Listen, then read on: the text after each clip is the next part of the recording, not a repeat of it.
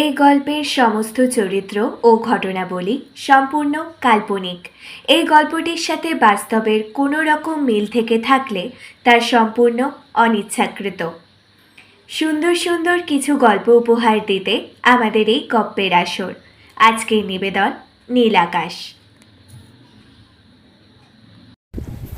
Hello, কী রে বন্নি? কোথায় গেলি রে? ও হ্যাঁ, বল রে। কোথায় গায়েব হয়ে গিয়েছিলিস? কখন থেকে হ্যালো হ্যালো করেই যাচ্ছি। না রে, আসলে আজকে আকাশটা এত ভালো লাগছে যে দেখতে দেখতে ওখানেই হারিয়ে গিয়েছিলাম। মনেই ছিল না যে ফোনটা কানে ধরে আছি। বাবা, আমি তো ভাবলাম যে তুই বোধহয় ফোন ফেলে ঘুরতে গিয়েছিস। যাই হোক, আমি এবার রাখি আর তুই আকাশ দেখ। অনামিকার ফোন ছিল, বন্নির ছোটবেলার বন্ধু। ফোনটা রেখে আকাশের দিকে তাকিয়ে গভীর ভাবনায় ডুবে গেল বন্নি। আকাশটাকে মাপার চেষ্টা করছিল বন্নি। কোথায় এই আকাশটার শেষ? নীলাভ সুন্দর আকাশটা কি প্রথম থেকেই এতটা বড়, নাকি বন্নিরই মতো এই আকাশটাও একসময় ছোট ছিল, আর আস্তে আস্তে বড় হতে হতে হঠাৎ করে এতটা বড় হয়ে গেছে যে এখন আর শুধু এমনি কথা বলে না, শুধু এমনি খোঁজ নেয় না। সবাই শুধু খোঁজে যোগ্যতা, খোঁজে কোয়ালিফিকেশন। বন্নি সাইটোলজি নিয়ে ফার্স্ট ইয়ারে পড়ছে। হ্যাঁ, সত্যি সে একসময় খুব ছোট ছিল, এতটাই ছোট যে কেউ কখনো তাকে বিচার করতো না। যদিও বা তখন বন্নির চেনা আকাশটাও খুব ছোট ছিল। তখন বন্নির কাছে আকাশ বলতে ছিল তার দাদু। সমস্ত আবদার ছিল ওই দাদুর কাছে। কেউ কিছু বললে সঙ্গে সঙ্গে গিয়ে দাদুকে বলে দেওয়া, আর একবার বলে দিলে দাদুর হাত থেকে আর রক্ষে নেই। দাদুকে কম ভালোবাসতেন? তার চোখের মনি ছিল এই বন্নি। প্রত্যেক দিন সকালে ঘুম থেকে উঠে রেডি হয়ে স্কুলে যাওয়া, স্কুল থেকে ফিরে তাড়াতাড়ি করে হোম টাস্কগুলো শেষ করে বিকেলে মায়ের সঙ্গে মামার বাড়ি গিয়ে দাদুর সঙ্গে খেলা করা, গল্প করা, একসঙ্গে খাওয়া দাওয়া করা, তারপর আবার রাত হলে মায়ের সঙ্গে বাড়ি ফিরে আসা। এটাই ছিল বন্নির ছোট্ট আকাশ। ছোট হলেও আকাশটা নীল ছিল, রঙিনও ছিল বটে। বন্নির চোখের জল দাদু একদম দেখতে পারতেন না। খালি বলতেন, তুই কাঁদলে আমার বুকের ভেতরে খুব কষ্ট হয়, তুই কিন্তু একদম কাঁদবি না। আর সেই দাদুই একদিন বন্নিকে একা করে রেখে চলে গেলেন। যে ছিল বন্নির নীল আকাশ, হঠাৎ করে সেই একদিন বড় সাদা আকাশে গিয়ে মিশে গেল। দাদু চলে যাওয়ার পর দাদুকে খুঁজে না পেলে বন্নির খুব কষ্ট হতো ঠিকই, কিন্তু বন্নি একবারের জন্যও কাঁদেনি। সবাই বলেছিল মায়া রেখে যাননি, কিন্তু বন্নি জানতো সে কাঁদলে দাদুর আরও কষ্ট হবে, তাই সে কাঁদেনি। নীল আকাশটা সরে যেতেই বন্নি বুঝেছিল যে সীমাহীন সাদা আকাশটা খুব কষ্টের। তখন সবাই বন্নির মাকে একটাই কথা বলতো, বাবা, তোমার মেয়ে এতটাই ম্যাচিওর, অথচ এখনকার যুগে ছোট ছোট ছেলেমেয়েরা কত অ্যাডভান্স হয় বলো। র্যাঙ্ক না করলেও বন্নি ছোটবেলা থেকেই পড়াশোনায় খুব ভালো ছিল, কিন্তু দাদু চলে যাওয়ার পর কেউ আর রেজাল্টটা দেখে হাততালি দিয়ে বলতো না যে খুব ভালো হয়েছে, এভাবেই এগিয়ে যা। সবাই শুধু একটাই কথা বলতো, বাহ, আরও ভালো করতে হবে, সেরা হতে হবে। আর এই সব কিছু শুনতে শুনতে বন্নি যেন এসব থেকে আরও দূরে সরে যেতে চাইল। সেই সময় কতগুলো কথা প্রায় বন্নির সামনে বলা হতো, self respect, self depend, maturity, society, যেগুলোর কোনোটাই নাকি বন্নির নেই। যদিও বা এই শব্দগুলোর কোনোটাই বন্নির পছন্দ ছিল না।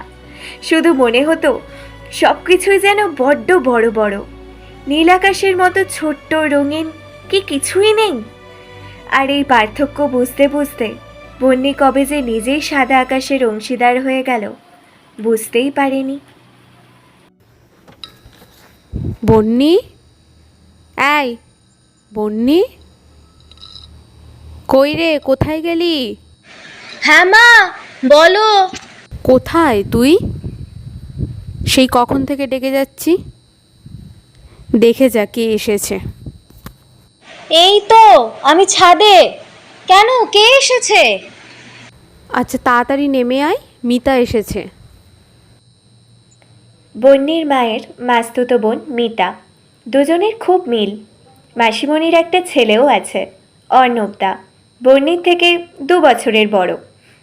বন্যি তাড়াতাড়ি করে নিচে নেমে এলো। ঘরে ঢোকার আগে শুনতে পেল, হ্যাঁ, এবারে সত্যিই অনেক দিন পরে এলাম। আরে তুমিও তো যেতে পারো বন্যি আর জামাইবাবুকে নিয়ে। সময় পাই আর কোথায়, সারাদিন মেয়ের কলেজ, টিউশন আর ওর বাবার অফিস। বন্যি ঘরে ঢোকে। কেমন আছো মাসিমণি? বাবা পিহুদি, তোমার মেয়েকে তো এখন ইয়ং লেডি বলা চলে। এই কদিন আগেও ছোটটি দেখেছিলাম। থাম তো তুই, আর বলিস না, মাথাতেই যা বড় হয়েছে। না গো, ওরকম ভাবে একদম বলো না। ও কিন্তু খুব শান্তশিষ্ট। তোমার হেল্পিং হ্যান্ড বলো। বন্যির মা মৃদু হাসে, মুখে কিছু না বললেও মনে মনে বেশ প্রশান্তি অনুভব করে। এই কদিন আগেও তো মেয়েটাকে সবাই ইম্যাচিওর বলতো, কোনো কাজই পারতো না বলতে গেলে। এখন তবু কিছুটা শিখেছে। মিতার ডাকে ভাবনায় ছেদ পড়ে। কি গো, কি এত ভাবছো? না রে, কিছু না। তা অর্ণবকেও তো সঙ্গে আনতে পারতিস। বলেছিলাম তো আসতে, কিন্তু ওই যে ছেলে বড় হয়েছে না, বাড়িতে থাকলে ফোন, নয়তো বন্ধুদের সঙ্গে আজ সিনেমা হল, কাল রেস্টুরেন্ট। আরে এটাই তো লাইফ, এখন এনজয় করবে না তো কবে করবে বলতো? হ্যাঁ, সেই জন্যই বেশি কিছু বলি না, মজা করুক। তবু মাঝে মাঝে ভয় হয় গো, একমাত্র ছেলে, যদি কিছু হয়ে যায়। এইসব গল্পের মাঝে বন্যির কীরকম যেন দম বন্ধ হয়ে আসছিল। সে ঘর থেকে বেরিয়ে গেল। অর্ণবদা ছিল বন্যির বেস্ট ফ্রেন্ড। ছোটবেলায় কত একসঙ্গে ঘুরতো, খেলতো, মজা করতো। কতবার একসঙ্গে লুকোচুরি খেলতে খেলতে বন্যি খুঁজে না পেলে কেঁদে ফেলতো। আর সেই কান্না শুনে সঙ্গে সঙ্গে অর্ণবদা বেরিয়ে এসে বন্যিকে ধাপ্পা করে দিয়ে বলতো, আবার হেরে গেলি তো। কিন্তু বড় হওয়ার পর অর্ণবদা সত্যিই একদিন এমন জায়গায় লোকালো যে বন্যি খুঁজেই পেল না।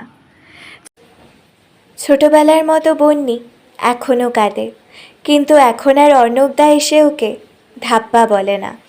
মাঝে মাঝে ফোন করে ডাকলেও আসে না, কাজ আছে বলে এড়িয়ে যায়। বা কোনো বন্ধুর সঙ্গে বেরোবে বলে, বা বলে কোনো দোকানে যাবে, বা পড়া আছে। এবার বোধহয় বন্যি সত্যি সত্যিই হেরে গেছে। যদিও বা এইসব নিয়ে ভাবার সময় বন্যির এখন নেই। ওকে ভালো করে পড়াশোনা করে যে সেলফ ডিপেন্ডেন্ট হতেই হবে, যে শব্দটাকে বন্যি ছোটবেলায় খুব ভয় পেত, সেই শব্দটাই যে বন্যির জীবনে লক্ষ্য এখন। তবুও বন্যি এইসব ভাবে, ওর ভাবতে ভালো লাগে যে ছোটবেলার ওই নীল আকাশের নিচে রঙিন দুনিয়ায় হারিয়ে যেতে যে ওর খুব ভালো লাগে। বন্যি নিজের চোখে জল আটকাতে পারে না, কাঁদতে কাঁদতে ছাদে চলে যায় সে। চারিদিকে খুব জোরে জোরে বাতাস বইতে শুরু করেছিল। বাতাসের আওয়াজ যেন বন্যির কান্নার কাছে হার মেনে যাচ্ছিল। ছোটবেলায় অবুঝের মতো যেরকম কাঁদত, আজও সেই রকমভাবেই কাঁদছে।